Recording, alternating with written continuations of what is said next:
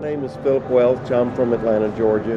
My name is John Keneally, and I reside in Chicago presently.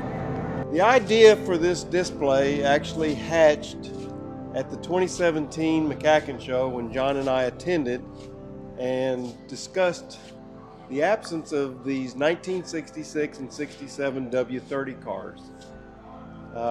We approached the promoter about putting together a display, and we got kind of a warm reception to it. Came back a year later in 2018, pitched another proposal to him about it. He gave us a little bit more time, listened to us, and in 2019 he finally gave us the go-ahead. He would commit to us to put together this display, and he only had really two requirements. Number one, he wanted to know we could get the cars. First of all, can you, because he knew they were rare, there weren't many of them made. And number two, could we guarantee him that they were real factory built W30 cars? And of course we answered yes, and here we are today. How it started was the old syndicate was Diego Rosenberg. So Diego Rosenberg gave us the idea and the name for it, calling it the old syndicate, which we kind of like. And as you can see, we have on this side all the 66 W30s along with the 66 and 67 Rainbow car. I think, as you know, there's only 54 of these cars built in 1966, 17 left in the whole entire world. We have 10 of them here. As you can see, it's the old syndicate, a gathering of the 66, 67 W30s. My involvement in the cars goes back to, I grew up, my dad was a 442 guy here in Chicago, never a W30 guy, but when I graduated college, I got a little bit of money. I bought a 66 442, and I actually picked up one of the first muscle car magazines, Classic 60s, I think it was, out of Florida, down far, and he had an article on the 66 W30s. At that point in time, I knew I had to have one. I then met Kurt Anderson, and Kurt's like the guru of these cars. He sort of helped me source and look at many different 66 W30s. When I say many, we looked at 6 or 7 of these cars. And I finally settled and was able to buy my car out of Boston, Massachusetts. I've owned a car for 30 plus years. As Phil said, I've known Phil for a long time. He's a very good friend of mine. We both lived together in Atlanta, Georgia. We came up with this idea. Again, you know, you got the ZL1s, you got the Boss 429s, you got the Copo Camaros, you got the Cudas, you got the 446 back cars. And respectfully, 68 to 72 W30s get a lot of respect. However, we happen to believe that the 66 to 67 W30s are really what put Oldsmobile on the map. I mean, they were pure out, all out race cars. And they set a lot of records and did a lot of good things. So we just felt like Mcacn, Bob and Vicki Ashton were very nice to accept our proposal and let us in here to put this display together. And I would be remiss if I didn't thank Joe Spagnoli for all of his help in this show, Russ Babka for all of his help in the show, and just all of the participants who have come from all over the country, you know, California, Florida, wherever, to bring their cars. And that's basically it. I'm a late bloomer. I did not know these cars for some time, but when I did find out about them, I was on the search. The cars themselves, as I learned many years later, were direct competition with the Pontiac GTO. Pontiac did some of the very same modifications first to their cars, and then Oldsmobile followed, and they competed with the cars, and in 1966 they actually won the US Nationals in C stock, and that car is here today. So my involvement with the car began in 1975 when another person who was here, Doug Miller, had the car that I purchased, which is here today. It's the number 16 car owned by Basil Beck. What I found really nice about the cars and interesting about the cars is the fact that they were an excellent example of performance engineering, which Oldsmobile really hung their hat on over the years. They wanted to be known as an engineering company, and this was the start of something great. The W30 option continued till 1972, and then later in other versions. So that's why I like the cars. They ran well, they were fast, they shifted well, and consequently, in talking with the people that had them, they enjoyed them as well, and it became kind of a quest for me to search for these cars and find them and the people that owned them. The cars themselves were very interesting, and some of the interesting bits of history is like the air cleaners were not made by AC. They were part of the engineering effect or the engineering prowess of Oldsmobile. They actually built those air cleaners and designed them themselves. They did farm them out. Demmer Tool made the first version of the 66 shroud, and Standard Air Cleaner Company here in Chicago made the 66 and 7 air cleaners, 66 second version and 67 W30. They were not AC, and that's why Oldsmobile made them unique to these cars. And they are the heart of these cars. You may not think that they really are nothing other than an air cleaner, but if you have one of those shrouds, you have the basis for having a W30. And they were very smart. Dale Smith at Oldsmobile, who was the special project engineer, which is the title they gave to him so they could afford have him employed, and then use his prowess to go out and do PR work, and also find people that would race these cars for Oldsmobile and come and race on Sunday and sell on Monday. And he was great in getting people to participate in the program. And there were cars racing back even before '66, and they did quite well with them, especially against the GTOs. That continued on in various versions in later years. And the thing about Dale Smith is he knew what he needed to do to get the cars out on the track with the parts they needed, and they needed to be legal. So what he did, which was really unique, is he made NHRA approve not just the cars that were factory built, but they also approved the parts to be added to cars that did not have the option. So that's why you see cars that are factory installed and cars that are dealer installed with the same parts. The reason they only made 50 cars in '66 was NHRA had a requirement that 50 cars must be produced to be legal for NHRA drag racing in stock class. So at '67, because NHRA felt not enough average people had the cars in their hands to race, they upped the ante and changed the rules and required 500 cars to be produced. So that's generally why the production numbers skyrocketed between '66 and '67. They didn't make very many cars over the required minimum. They made 54 cars in '66 and 502 in '67. So the other unique part of the W30 package and the cars themselves is they were one of the few cars that had not only ram air, but they moved the battery to the trunk of the car, just to clear the engine compartment and to be able to put some weight over the rear tires. The cars, when the announcement was for the '66 W30's, was in June 3rd of 1966, very late in the year. So those cars produced were actually, had to be produced to be sure that the parts were legal to use. The parts were distributed to the factory racers that are already started out with the 4-barrel cars, and they converted them with the NHRA legal tri-power conversions and the W30 conversions. And what actually happened, this is one of the rare instances where all the cars at the U.S. Nationals, ended up not being the cars that were specially built because of the time factor. When they built the cars, it was 2 months before the U.S. Nationals were held. '67 was different. The cars, they started to produce those in January of '67. Plenty of time to build cars and campaign cars. They built 502 cars of those, and those cars were quite common at the racetrack, and they were quite common to be sitting around at dealerships because they hard to sell 502 race cars versus 50. What was unique about the '67s is they couldn't use the tri-power like the '66s, and they were also available with an automatic for the first year. And the automatic cars ended up being probably a little more, almost a third of production were automatics versus 4-speeds, whereas all the '66s were 4-speeds. And the automatics were special. They were termed with the code that was assigned to them, which was WOG or the WOG. They had special valve bodies They used a converter out of a 65 Jetaway, which was a 10-inch converter for higher stall speed, and they had a different governor. And they required, the modifications they made to it ensured positive shifts, and they were a switch pitch. Switch pitch converters allowed different torque settings or different settings on the vanes.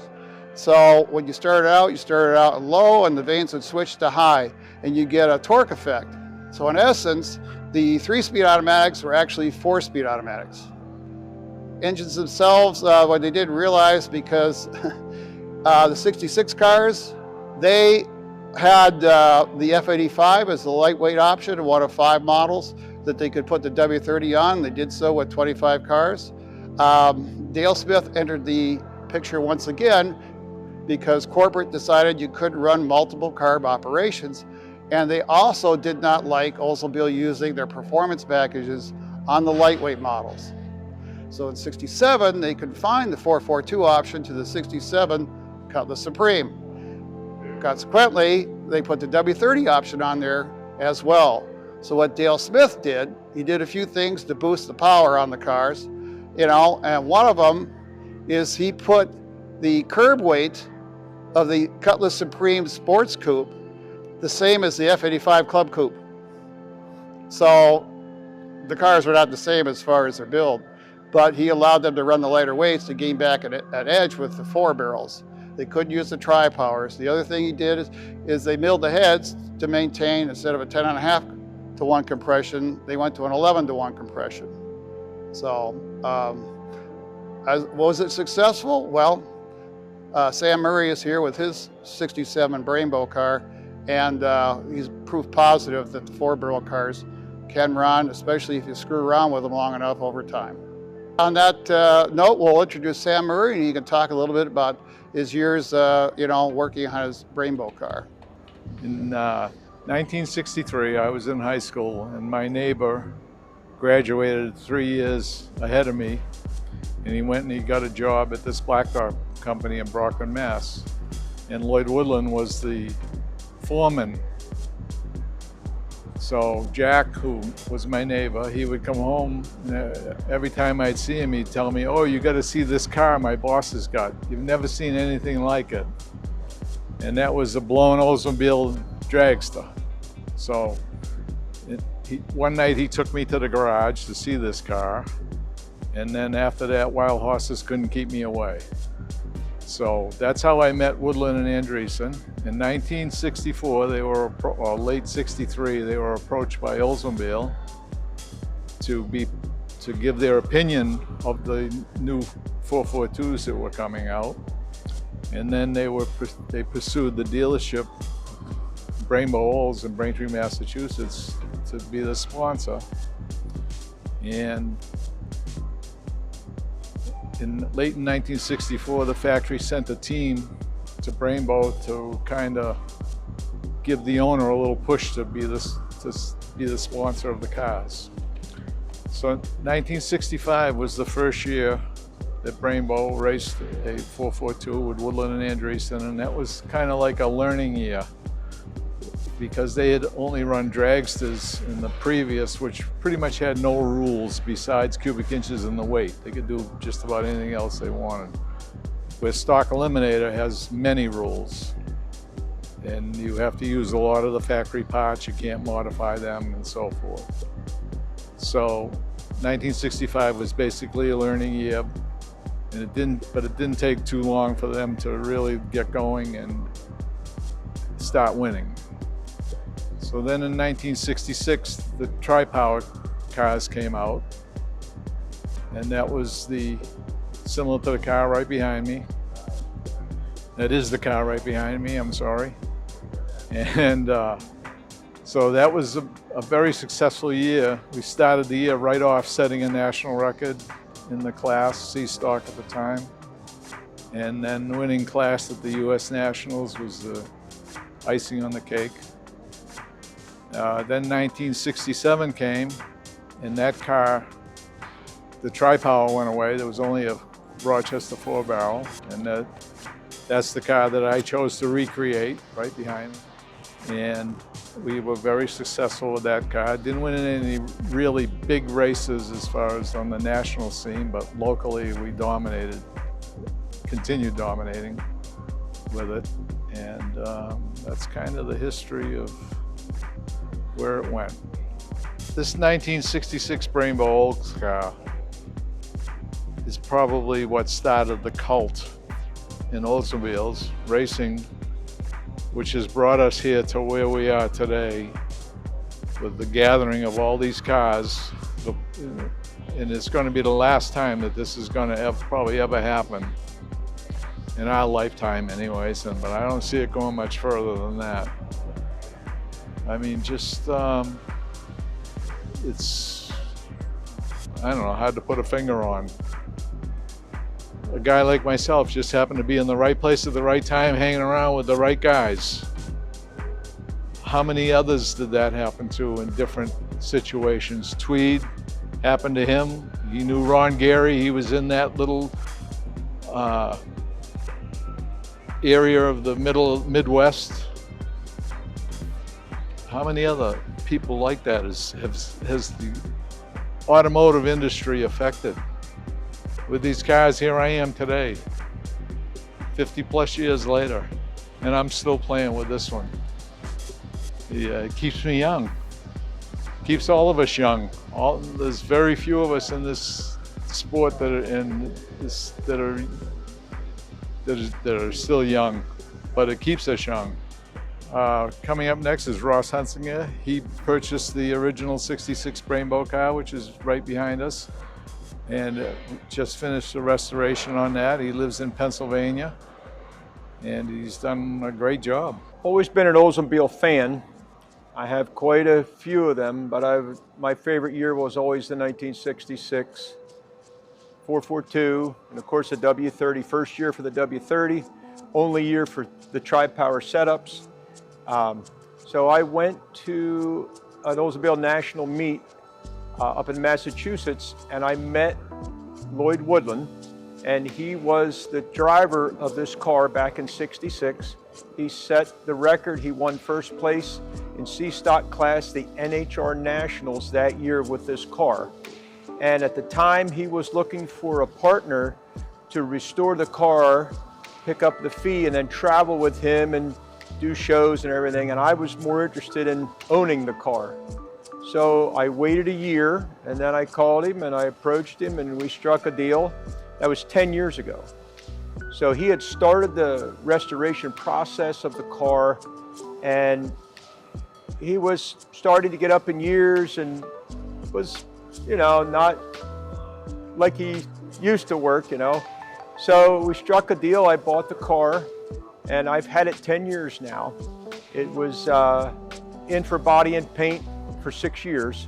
I got the car back, and I was finishing a different restoration project. Then about a year ago, John approached me and told me the program he was going to run here, you know, for the 66 and 67s, and he said, we would like you to be there and be the feature car, but you gotta finish it. You can't get halfway done and let me down. I said, I understand. So John and Phil had been up to my shop numerous times, and I have 3 other 66s out, a lot of parts. I said, so we'll get on it and we'll get it done. And so we tracked down. I tried to make it identical as I could to the day that Woody won first place. So I got 42 original pictures from Woody when I bought the car. So we studied for hours every little detail in what he had done, and we tried to duplicate as best we could from what we know.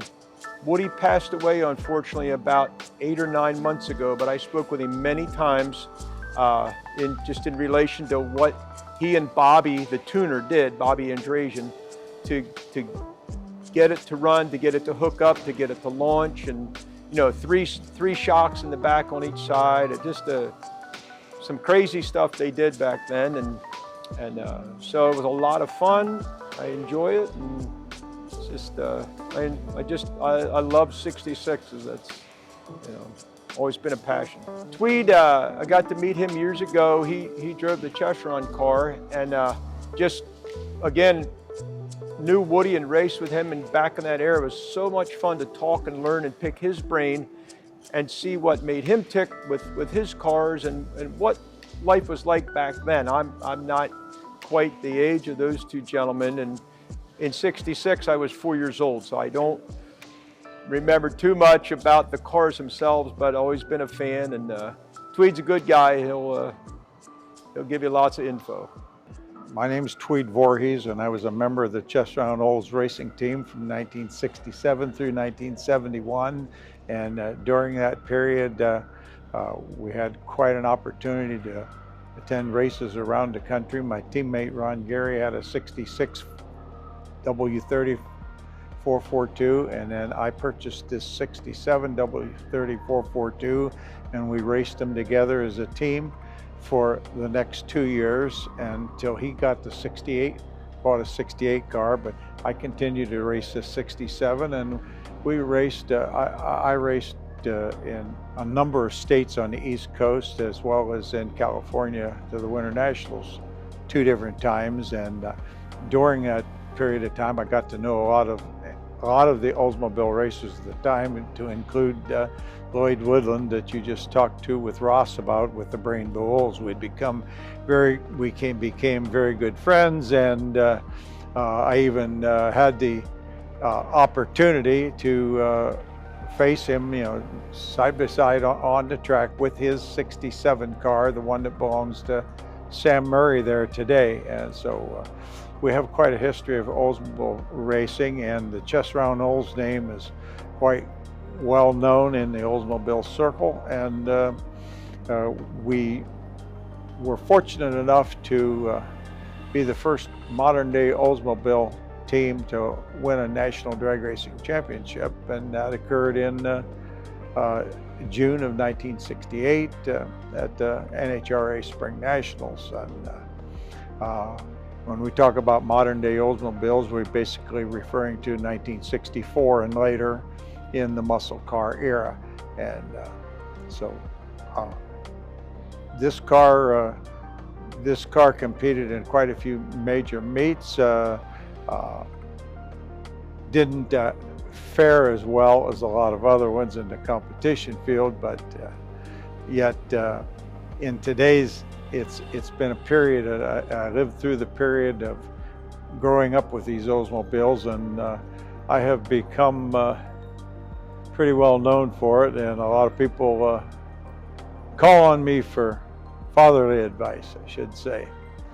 So, on our display board over here, you can see a little bit of a history of this particular car. Participated in U.S. Nationals in '67, and then we're down, we have a picture of the car. We discontinued racing it after the 1970 season, and repainted the car and more or less made it streetable. And the results of that is we even drove the car in my wedding in November of 1970. And the lettering on these cars, all of the Chest Round cars, the lettering was done by my father, who was happened to be a sign painter and truck letterer. So I never knew what it was like to have to pay somebody for sign lettering or race car lettering. And of course that was well before the days of the graphics that everybody else uses today, but I'm proud of that fact. And I sold the car. We sold the car in 1972, and then reacquired it in 2008, and that's what we've got this here on display today. I'm Wayne Shipley, and I am at the Oldsmobile Syndicate, and I am the oldest Oldsmobile racer here, I am convinced, hence you allow me to sit down for this deal. Yeah. I own a '66 442, it's a real 442. It's a Frankenstein 442, however. I bought the chassis and the shell from Mike Richards, who's an Oldsmobile guru. I bought, I think, 3 donor cars where I got fenders and hood and things like that. But I have the window sticker and the bill of sale for the shell that I bought. So my wife calls it a Frankenstein car. And I run Nostalgia Superstock with it. It has an Oldsmobile engine, 455. It would have had a 400 as a 66, but we put a 455 in it. And I also run a 4-speed car. Not many of us 4-speed drivers left, but being as old as I am, I grew up driving 4-speed cars, and I can't drive an automatic.